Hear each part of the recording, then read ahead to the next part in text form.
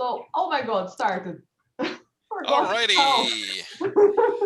Welcome, one and all, to Authors Unite, where a bunch of authors talk about a bunch of stuff. I am Kindar, the Tiger Writes. I am CK. And I am Isadora. And I am Alan. And Alan's never We're gonna here. have to work on our timing. So you guys are lucky that he's Usually here. Usually I'm here on Thursdays, but Yeah. decided to slip in this Sunday. Today we are discussing why individually we feel that certain audience are easier or harder to write for. When we came up with that, we were thinking a lot about age related, but I think we can broaden that a little bit to, other audiences if we have enough time, because, age is not the only way to separate our audiences. So who wants to start us? Wait. If you like what you're seeing, hit the like button, hit the subscribe button, and the bell next to it. Go visit our websites, which will be in the links. It will be linked in the notes below. I think I hit everything. Yeah. Yep. Give us mine. No. All righty, now we can officially start. Yeah. Okay, who wants to start? Let's do. Wow. Do you guys have this game, Like Yeah, that does not bode well when nobody starts talking. Isa, you start. Alrighty, well, I will start. Revved up to go. Okay. Hello, CK, are you there? I think CK should start because she was the only one that didn't say. Oh, wait, anything. everybody's frozen, so the problem is on my side. Yes. Oh, no. Yeah, it's better. You're back. It's better. All right. Oh, no. This is going great. We already lost 7 minutes. I'm looking at the timer thing over there. Oh no, what will we do without Kinder? Oh, he's gone? Kinder's gone? Oh, no. I think he's coming back. Like, turning off and turning on. Hey. Am I back? Yeah. Hear ya. Yeah. But now you're here. Sorry about You were that. here. The downside of being on the road is unstable internet connection. That's true. So, alrighty. So, did anybody want to start, or shall I? I will. Think CK should start. I will take that as my cue to start. All right. Okay. I will not write for children. I consider it is not a question of I don't believe children should not read my stuff. Although no, they really should not read my stuff. It's that the level of filtering that I have to do to avoid offending their parents is a little more than what I'm willing to put in. I have one series called Demons, which I consider general audience because there's nothing sexual related to it. I keep the swearing to a minimum, but it's fairly violent.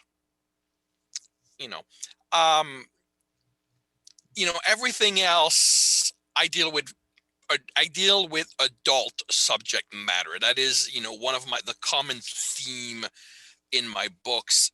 And because of that, I really don't think they're aimed to children. And like I said, the level of filtering I'd have to do, I don't think would lend itself to being able to write for a younger audience. I would say 14 is probably the youngest I can go without it becoming a hindrance. Mhm. Also, I think that it's different to write a book for adults and just filter it and write a book for kids, especially if it's younger than 14. Young adults, not that different. Teenagers can handle a lot and they look for violence, they look for sex, they want that phase of exploration and everything. But younger than young adult, like middle grade and younger, right, chapter books, definitely it's not the same. Only to filter an adult book, the themes are different. There is the problem of illustration. There's the problem of how much the kid can retain the attention, because adults have an attention span of like certain amount of minutes and kids have like half of it or even less. Who wants to comment? I have this thing here to entertain if you're being bored. Slinky. Yeah. Dean sexuality. What? Witness to sexuality. So let Alan, me- CK. Let me finish, Ben. If no one wants to comment. I like to write for kids, and this should have been what I should have been doing that all along.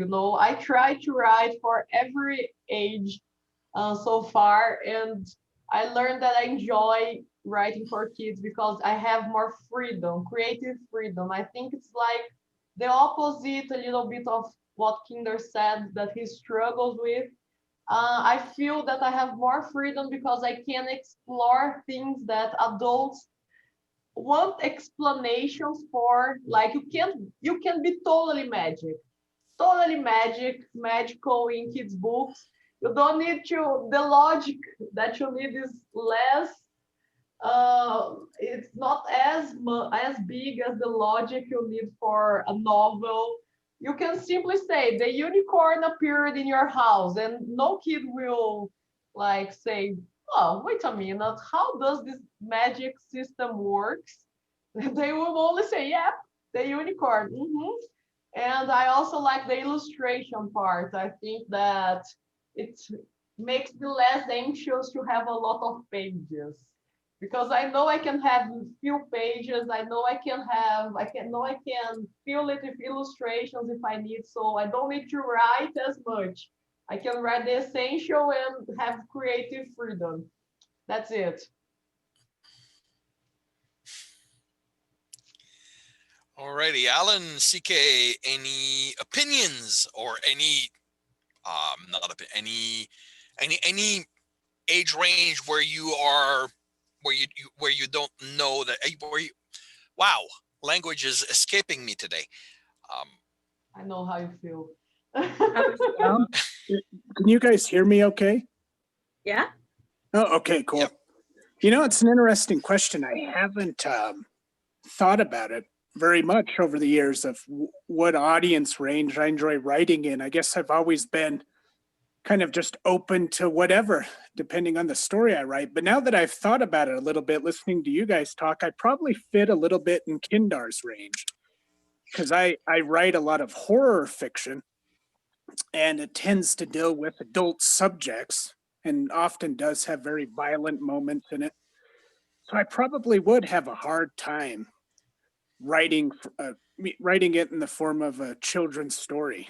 I do see that as a possible difficulty, but I've never thought about it before. I've always just kind of gotten a story idea, started writing it, and thought, oh, where would this fit in? What market could this fit in? But Yeah. Well, I hadn't thought about it either until Isadora started writing children's book, and we started discussing it, and I just went, nope, those are not for me. Oh, Alan, what you said, but maybe have you ever thought if you would be interested in writing for a younger audience? Because there are a bunch of horror stories for kids that market generations, I guess. When we are younger, we fear a lot of stuff, We fear a lot of things. So we have Goosebumps, for example.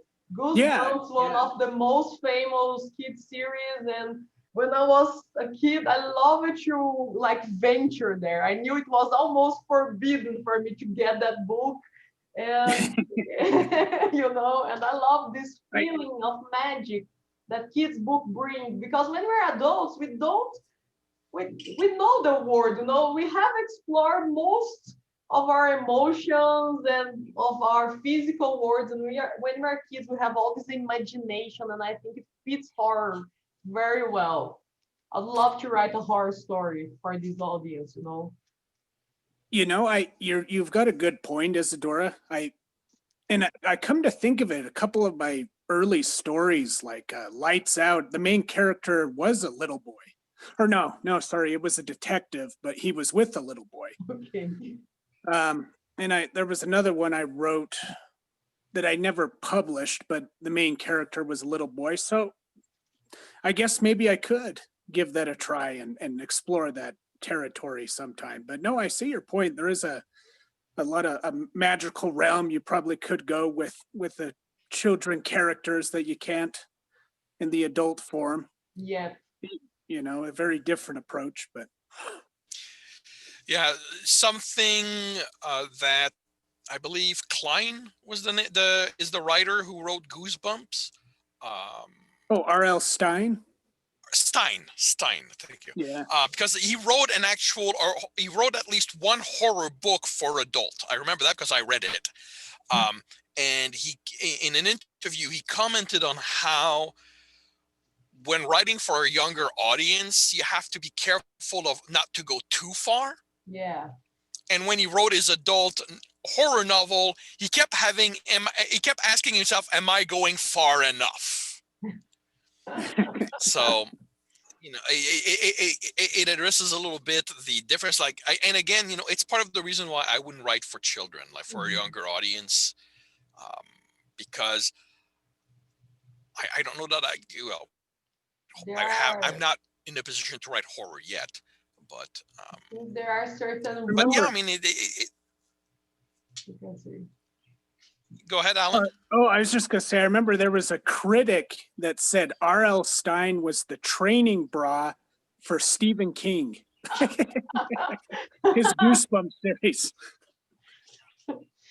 There are certain. That's a pretty good compliment, even if I don't think the critic meant it that way. Yeah, definitely. Stephen King's my favorite author. I know people said, he's too commercial. It's not scary. Right. Nothing wrong with being commercial. There is nothing wrong with being commercial. Exactly. That's how you become a success. People say that. So, but Sike, you've been silent. Please. Do you have an opinion on this? No, that's why I've been silent. So you could see yourself writing for any age range? I've been trying to think about what I have written in the past, and before I started writing, trying to do it professionally, becoming an author, I used to write these little stories for my young cousin about a little creature who lived in the toilet. Oh. Well, he was put in prison in the toilet because he was naughty, but that was middle grade at most. But I have also written concerning death, which has so many brutal murders in it, or romance is a tiny little bit steamy. It's steamy for my taste. It's not steamy for market, but I kind of like experimenting with different genres, different age groups, and I just go wherever pretty much. I learned recently from Isadora too that I should never say never, because I had promised myself to never ever write romance, and now I'm working on a romance trilogy. So never say never. I think I could enjoy writing for any age group, potentially. That's Cool. cool. Cool. I wanted to add that before we were talking about not going too far in books, for especially for kids, there are certain rules that you have to follow. And if you don't follow, what will happen is that you won't be read. It has to have, especially for kids, because the parents buy the books. They buy the books and allow the kids to read. You can't write a story, it's a kid, but then all the themes are adults. For example, Alan was saying that he wrote a book with a kid.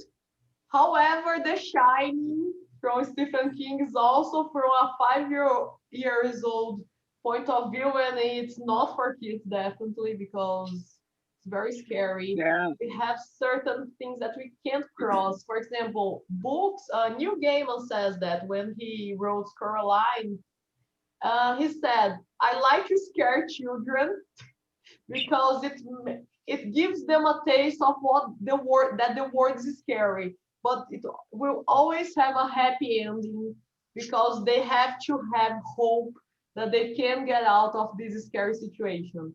And I believe that. I believe there are certain things that you can't do. Alan, please say. So,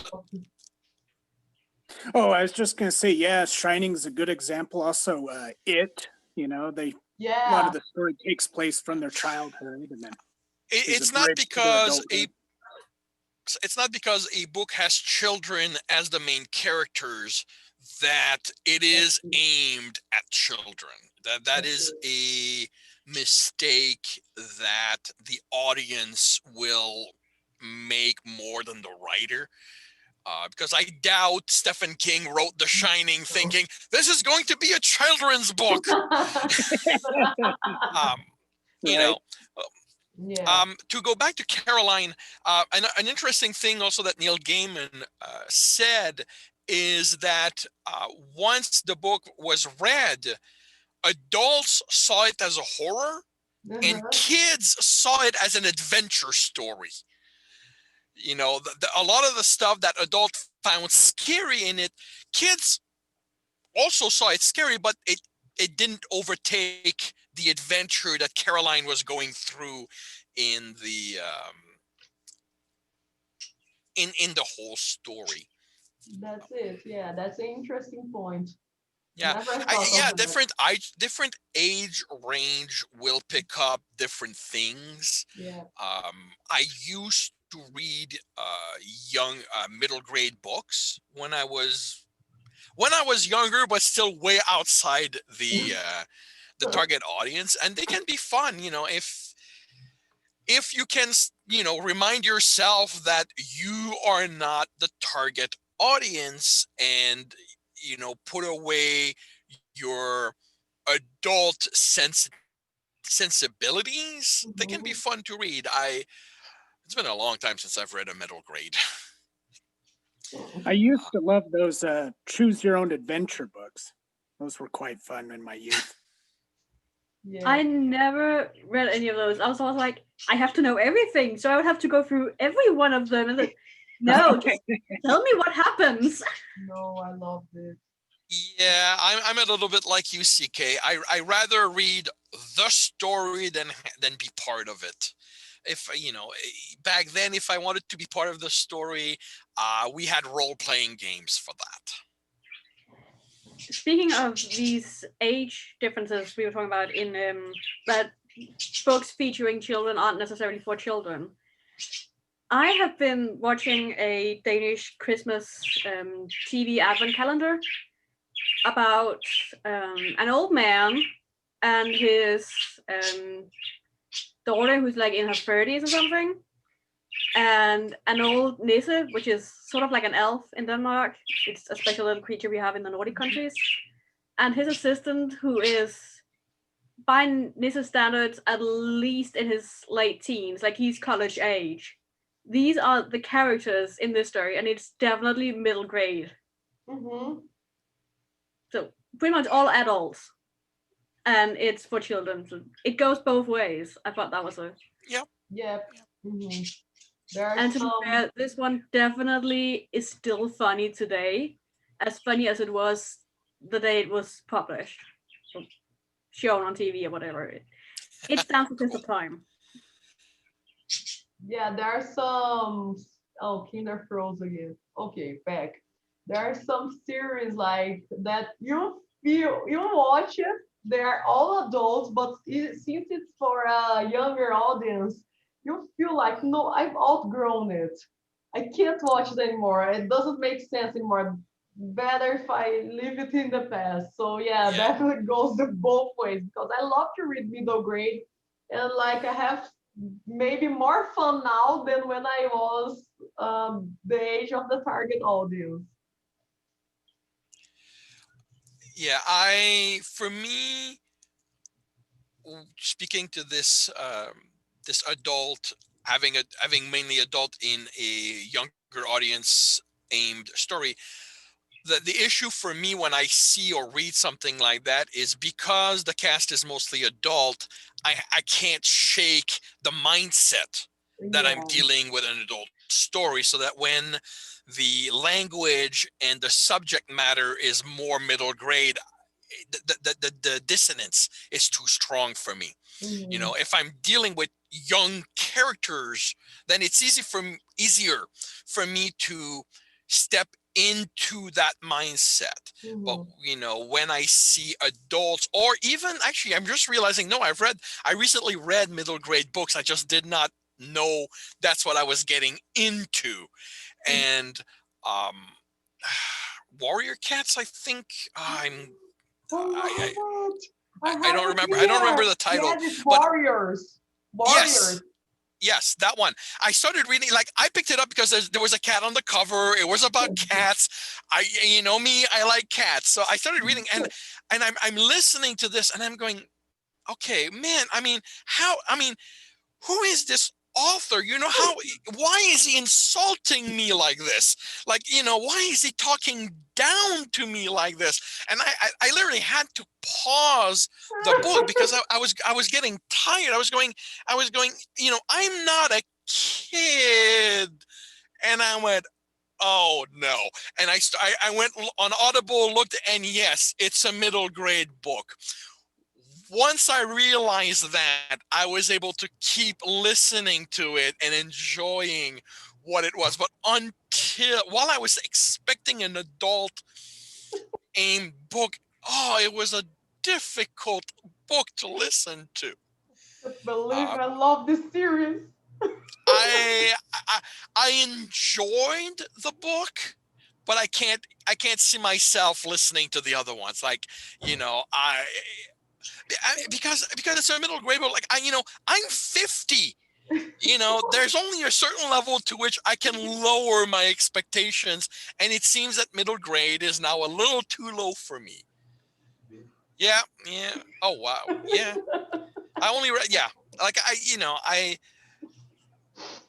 enjoyed it, but I'm not Crying. going to put myself Look, it's so through the series. beautiful. Yeah. Can't believe Just it. gonna get into Kinder's unboxing of perfect. Isadora Have books. read it. But this is also the thing, as authors, we need to know our audience. You know, we need to, you know, well, like Isadora was saying, you know, there are expectation for each audience. You know, Break them. so go ahead. Kinder. I don't like rules. I don't like expectations. Just break anything. Well, I'm a little bit like that too. You know, which is why children's book, I don't see myself writing them, which is why my attempt at romance turned into something where romance is the subplot of the action story. You know, Similar. because, you know, there are rules in romance that I just couldn't find myself following. Like I could not make the romance the forefront of the story, because I just could not make that work. Anytime I would go, okay, this is where they need to have a difference of opinion so they can have an argument. Well, for me, the punch started flying because, yeah, they don't talk, they fight. So yeah, it became a very violent book for what was supposed to be a romance. But this is another dimensions to audience. The genre. Who reads what kind of books, even when it outside the age limit, and that is something we need to pay attention. It's why I will not write comedy, because the audience for those books are so critical.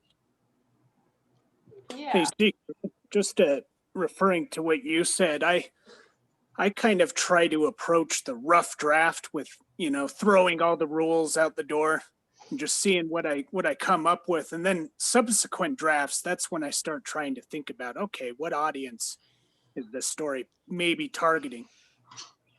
Yeah, I've yet to be able to do that. Yeah, me My too. first draft is very much the book that the last draft is going to be, just messier. Well, and very bare bones, because I add, instead of cutting out, I tend to add stuff as I write more drafts, which is why I limit it to 2, because I think that if I were to have more than 2 drafts, I would end up with 300,000 word books, because they would just keep inflating every time. Yeah. But yeah, and I again, it's why I don't see myself writing for a younger audience, because when I write, I just write. I can create the situation where a book will be less adult. Like when I wrote Demons, I told myself no sex. I want this to be, a general rated book. The violence in it makes that a little iffy, but I'm going, okay, you know what? This is more PG-13 than G-rated, but it's not in the X range. So I'm happy with it. But that's about the extent of the filtering I can do. Yeah, maybe you need to want, you need to want to write for kids, and you need to want to write for adults. Yeah, well, yeah. I mean, nobody is forcing us to write for another audience, But I think as authors, we need to recognize, at the very least, how old we want our readers to be. I think that might be one of the pitfalls that new writers can fall into. Where, especially in the self-publish market, where you can publish literally the first book you write. It's not like we have to improve enough that a publishing house will take us. We can put the first book we ever wrote on there and live with the consequences of it. But yeah, we need to figure out what the expectations are of the audience we write for, and make sure that if we're not going to respect those, that we can't complain about the backlash we get. Yeah, that's the thing about the rules. You can break the rules, you can do whatever you want, but you have to live with the consequences of your actions. I just noticed the timer popped up, but I can't see the number. How much time do we have left? 6 minutes? Okay. I wanted to say about these going against expectations, that can really pay off too. Like, some readers are so sick of reading the same book over and over and over that they really enjoy when you actually break their expectations. So yeah, if you want to, just go ahead and do it. I do. Sure. I I would be reluctant to say if you want to just do it, because it going against expectation takes a certain level of skill. You can't just put a tragedy at the end of your romance and say, well, I just wanted to break expectations. You can't, you can't do that. You have to do everything else that will make the reader not feel betrayed when that happens, and that takes skill. I would still say just go ahead and do it, because that is how you develop that skill. So maybe you can't no, you're right. Good things to happen from that book, but do it anyway. You are right. That is how you learn. The author just needs to know that they probably won't succeed on the first try. That's the good reason to have beta readers. You write that particular story you took that risk on and see how they react to it. Yeah. And I think in today's market, it's even more important to state this, but it's not because you wrote it that you have to publish it. Yeah. Some books, some stories you write are learning experiences, and I would say set those aside.